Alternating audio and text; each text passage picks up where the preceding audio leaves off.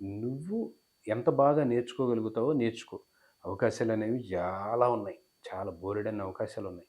ఇప్పుడు నాకు రిక్వైర్మెంట్ అండి ప్రెజెంట్ 18 ఇయర్స్ నుంచి 25 ఇయర్స్ ఏజ్ గ్రూప్ ఉన్న అమ్మాయిలకి, అబ్బాయిలకి కూడా ఎక్కువ అవకాశాలున్నాయి.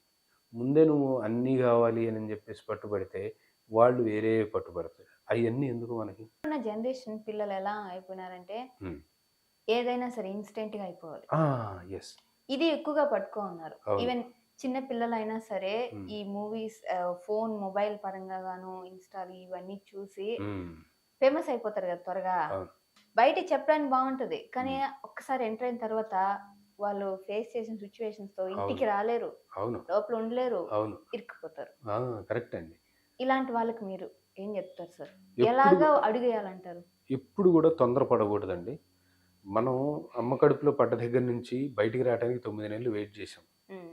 తర్వాత ఒక ఇన్ని సంవత్సరాలు చదువు కోసం వెయిట్ జేశాం.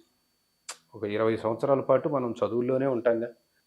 అది విత్తనం వేస్తేనే గదండీ రేపొద్దున కొంచెం టైం పట్టిన తర్వాత చెట్లొస్తాయి. మామిడి టెంక నాటాం. హ్మ్. నాటగానే ఒక్కోసారి ఒక 100 పళ్ళు గాస్తాయా? నీ సర్కిల్ అంతా అలా పెంచుకో. నెట్‌వర్క్ పెంచుకో.